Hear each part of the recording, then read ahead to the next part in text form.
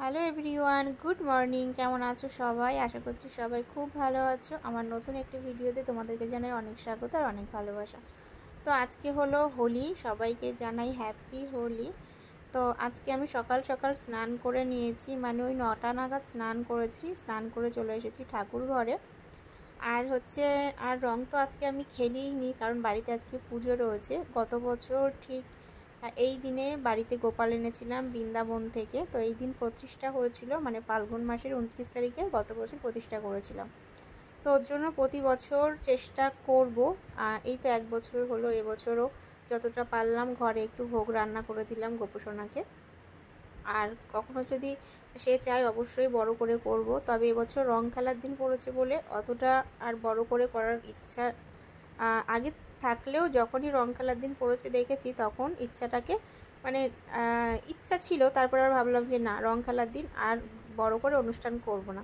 পরের বছর যদি অন্য দিন হয় তাহলে চেষ্টা করব। যাই হোক, তারপর দেখো এদিকে ভোগের জন্য আমরা দুজন মিলে বসে গেছি, দুজন মিলে হাতে নাতে করে নিচ্ছি। আর ওইদিকে মা ঘরে রান্না বান্না করছে।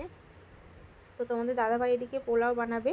পোলাও ঠাকুরের জন্য বানালে, মানে ভোগ করলে তোমাদের দাদাভাই করে, আমি অত ভালো পারি না।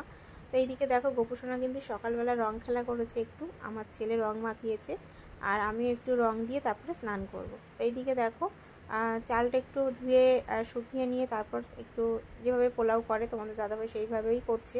আর আমি এইদিকে আলু কেটে নিয়েছি, কারণ পোলাও হবে, আলুর দম হবে, তার সঙ্গে একটু লুচি হবে, সুজি হবে, আর হবে হচ্ছে আর কি হবে, এই তো। আর একটু ভাবলাম নারকেল নাড়ু বানাবো, কিন্তু আর এত সময় মানে সময়ের জন্য আমি আর করতে পারলাম না। তো নারকেলটা আমি প্রসাদেই দিয়ে দিয়েছি। আর এই দেখো এইদিকে গোপুসোনা কি সুন্দর রং খেলা করেছে। আর এদিকে আমি লুচি বানাবো, তার জন্য একটু ময়দা মেখে নিচ্ছি। আলুগুলো তো কাটা হয়ে গেছে দেখেছো, এবার সুজিটা করব। তো তারপর দেখো সুজিটা আমার হয়ে এসছে, এবার নামিয়ে নেব। তারপর সবার লাস্টে আলুর দমটা করেছি। আগে লুচি ভাজা করে নিয়েছি, তারপরে আলুর দমটা করেছি। আগে ভেবেছিলাম আলুর দমটা করে নিয়ে লাস্টে লুচি ভাজবো, যেহেতু গরম মশলার কথা না ভুলে গেছিলাম। তারপর তোমার দাদাভাইকে আবার দোকানে পাঠিয়েছিলাম গোটা গরম মশলা আনার জন্য, ও নিয়ে এসছে। তারপর হচ্ছে আমি আলুর দমটা বানিয়েছি। তো যাই হোক, এইভাবে আস্তে আস্তে করে নিয়েছি। আর ওইদিকে তো আমার ছেলে প্রচুর রং খেলছে, সবাই রং খেলছে, তোমাদের দাদাভাই, আমার ছেলে, বাড়ির সবাই রং খেলছে, তোমরা সেটা দেখতে পারবে, শুধুমাত্র আমিই খেলিনি। এই দেখো এদিকে আমার লুচি ভাজা কমপ্লিট হয়ে গেছে, আমি একা একাই বেলে একা একাই ভেজে নিয়েছি। তো তারপর এখন আলুর দমটা বসাচ্ছি। তারপর হচ্ছে আমার ভীষণ খারাপ লেগেছে, এইদিকে ফলও কিন্তু কাটা হয়ে গেছে। এখন শুধুমাত্র এগুলো করে, মানে আলুর দমটা করে আমার গোপুসোনার জন্য ভোগটা সাজিয়ে নেব। তো যাই হোক, তারপর আমার ভীষণ খারাপ লাগছিল, যেহেতু বছরের একটা দিন যদি রং খেলা না করতে পারি কেমন লাগে তোমরাই বলো। তো সব খারাপের মধ্যে দিয়েও আজকের দিনটা যে এরকম পড়েছে আমার ভালো লেগেছে। হ্যাঁ, কুরকুরিটা দেখ। আর তাই না, আবার চুল পাল্টেছে, ওরে কায়দা। কুরকুরি আবার চুল পাল্টেছে। আরে বাবা, হাতটা দাও না। ও আমার এইটা গরম গরম কি আছে? গরম হয়ে গেছে এটা। তুই আমার রাস্তার দিকে চ, অনেক লোক পাবি। আর না না রাস্তা নিস না। রাস্তার লোক খেলা হচ্ছে দেখি।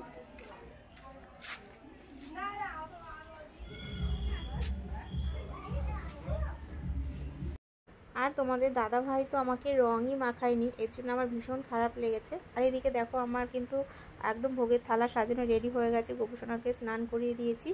আর এবছর গোপুসোনার জন্য একটা রূপোর বাঁশি এনেছি। ইচ্ছা ছিল সোনার একটা কিছু দেওয়ার, কিন্তু একটা কারণবশত হলো না। তবে চেষ্টা করব গোপুসোনাকে ভালো একটা সোনার কিছু দেওয়ার, সেটা যখন দেবো তোমরা অবশ্যই দেখতে পারবে।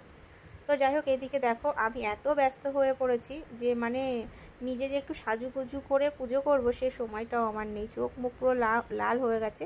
আর আমাদের এই ঠাকুর ঘরটার মধ্যে এত গরম না, প্রচণ্ড গরম, মানে গরমে আমি সেদ্ধ হয়ে যাচ্ছি। যদিও ফ্যান আছে, তো কি হচ্ছে, এদিকে প্রদীপ জ্বলছে, তারপরে এর আগে গ্যাস চলছিল, ওর জন্য ফ্যানটাও চালাতে পারছিলাম না। তো যাই হোক, এরকমভাবেই করে নিয়েছি। আর তোমাদের দাদাভাই তো ভীষণ খারাপ লাগছিলো, বলছে এবছর তোমাকে একটু রং দিতে পারলাম না। আর তোমাদের দাদাভাই যখন দোকানে গেছে তখন আমার স্নান করা হয়ে গেছে। তবুও বলছিল যে চলো তোমাকে একটু রং দিই। আমি বললাম না গো, আমার স্নান করা হয়ে গেছে। ওইদিকে ননদ এসেছিলো যে না আমি এবছর এসেছি, তোমার খেলতেই হবে। তাই বললাম না গো, আমার স্নান করা হয়ে গেছে, আমাকে আর রং দিও না। আমি দুবার স্নান করতে পারি না, তাহলে আমার শরীর খারাপ হয়ে যায়, এমনি আমি প্রচণ্ড দুর্বল। তো তারপর দাদাভাইকে আমি বললাম ঠিক আছে, খারাপ লাগার কিছু নেই, নেক্সট টাইম খেলবো, কি আছে। তো তারপর দেখো আমার মানে পুজো করা হয়ে গেছে, সবাইকে একটু প্রসাদ দিয়ে নিয়ে আমি নিজেও একটু পোলাও খেয়ে নিচ্ছি, মানে খেয়ে নিলাম। আর তোমাদের দাদাভাই আর পোলাও খায়নি, একটু লুচি খেয়েছে। আর তারপরে আজকে রান্না হচ্ছে পনির, তো পনির দিয়ে একটু ভাত খাচ্ছে। আর আমার ছেলে এদিকে পোলাও খেয়ে চলে গেছে ভাইয়ের সাথে খেলতে। আর আমার ভাত খাওয়ার পর এত ক্লান্তি লাগছে না, তোমাদেরকে কি বলবো।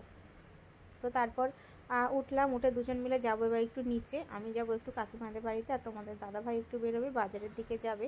আমাদের এই বাড়ির পাশেই কীর্তন হচ্ছে, মৎস্য হচ্ছে, তো সেখানে যাবে। আর আমি যাব কাকিমাদের বাড়িতে, যেহেতু ছেলে রয়েছে, ওকে একটু পড়াতে নিয়ে বসবো, তার জন্য ওকে ডাকতে যাব। তো যাই হোক, তোমাদের দাদাভাই যে রং খেলেছে সেটা তো দেখেই বুঝতে পারছো, মুখে পুরো রং ভর্তি হয়ে আছে, আর আমি শুধু খেলতে পারিনি। তো যাই হোক, তার মধ্যে দিয়েও আমার ভালো লেগেছে, আজকের দিনে পড়েছে গোপোষণার জন্য আমি যেটুকু মানে করতে পেরেছি আমার ভালো লেগেছে। প্রতি বছরই তো খেলি, তাই না? তো মন খারাপের আর কি আছে। যাই হোক, তোমরা কে কেমন রং খেলেছো অবশ্যই কিন্তু কমেন্ট করো। আর তারপর দেখো ছেলেকে নিয়ে চলে এসেছি, আর এই পুচকুটাও আমার সঙ্গে এসছে। ও তো এখানে আসলে মানে খেলার জন্য পাগল হয়ে যায়। দুই ভাই এত পরিমাণে খেলা করে, এত পরিমাণে মারপিট করে, ভাবনার বাইরে।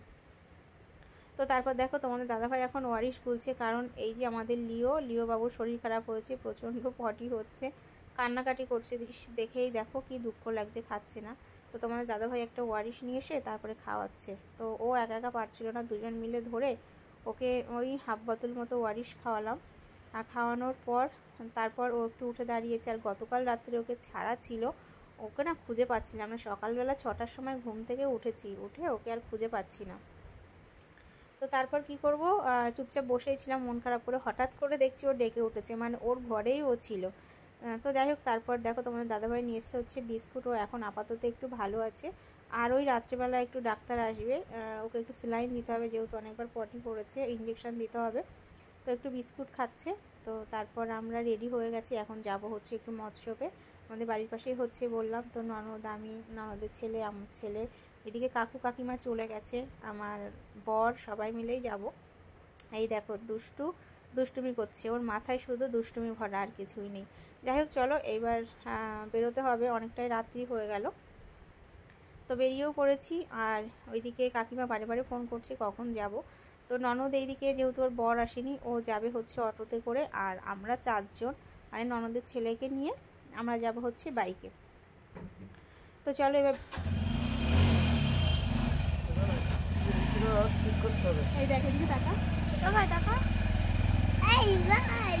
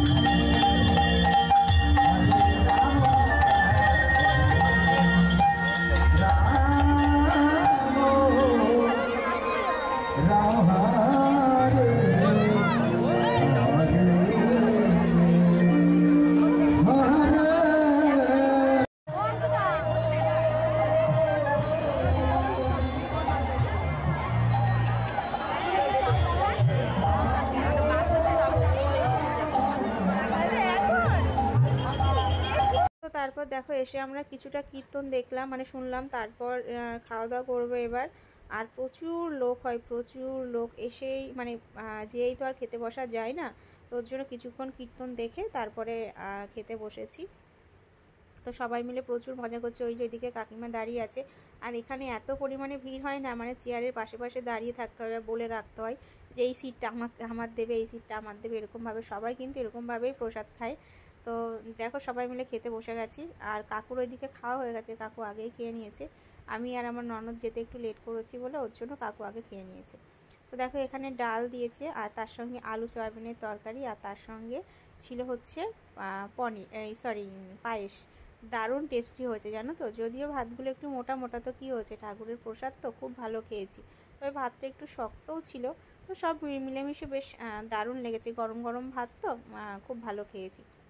তো যাই হোক, তারপরে চলে এসেছি বাড়িতে, সবাই মিলে টোটো থেকে করেই ফিরেছি।